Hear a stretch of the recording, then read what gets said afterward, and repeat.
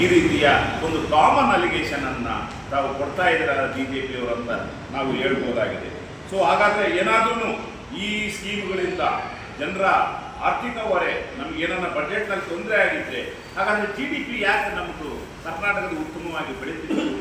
So ಈ ಎಲ್ಲ ಅಂಶಗಳನ್ನು ಕೂಡ ನಮ್ಮ ಕರ್ನಾಟಕದ ಜನತೆ ಮುಂದೆ ಇಡಬೇಕು ಅನ್ನೋ ಒಂದು ಉದ್ದೇಶದಿಂದ ನಾವು ಈಗ ನಾಳಿನ ಒಂದು ಹೊಸಪೇಟೆಯಲ್ಲಿ ಒಂದು ಬೃಹತ್ ಸಮಾವೇಶವನ್ನು ಹಮ್ಮಿಕೊಂಡಿದ್ದೇವೆ. ಸೊ ಇದ್ರ ಜೊತೆಯಲ್ಲಿ ಇವತ್ತು ನೋಡಿ ಕರ್ನಾಟಕದಲ್ಲಿ ಅನೇಕ ಇಷ್ಟೆಲ್ಲ ಆದಮೇಲೆ ಕರ್ನಾಟಕ ಸೇಫ್ ಇಲ್ಲ ಅಂತ ಹೇಳಿದ್ರೆ, ಕರ್ನಾಟಕದಲ್ಲಿ ಭದ್ರತೆ ಇಲ್ಲ ಅಂತ ಹೇಳಿದ್ರೆ, ಕರ್ನಾಟಕದಲ್ಲಿ ನಮ್ಮ ಬಿಸ್ನೆಸ್ ನಡೆಯಲ್ಲ ಅಂತ ಹೇಳಿದ್ರೆ ಹಾಗಾದರೆ ನಾವು ಏನು ಯೋಜನೆಗಳ ಅನೇಕ ಇನ್ವೆಸ್ಟ್ಮೆಂಟ್ ಮೇಳವನ್ನು ನಡೆಸಿದ್ವಿ ನಾವು ಕಳೆದ ಒಂದು ತಿಂಗಳ ಕೆಳಗಡೆ.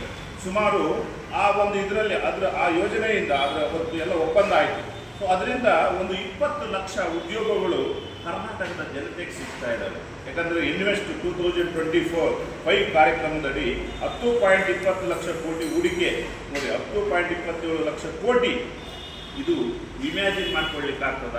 ನಾವು ಏನಾದರೂ ನಿಜವಾಗೂ ಹಿಂದಿದ್ದರೆ ಈ ಒಂದು ಹೂಡಿಕೆಯನ್ನು ಬೇರೆಯವರು ನಮ್ಮ ಮೇಲೆ ಮಾಡ್ತಿದ್ದಿಲ್ಲ. ಸೊ ಇದರ ಎಫೆಕ್ಟು ನಮಗೆ ಅಲ್ಟಿಮೇಟ್ಲಿ 20 ಲಕ್ಷ ಉದ್ಯೋಗಗಳು ಈ ಒಂದು ರಾಜ್ಯದಲ್ಲಿ ಸೃಷ್ಟಿಯಾಗ್ತಾ ಇದ್ದಾವೆ.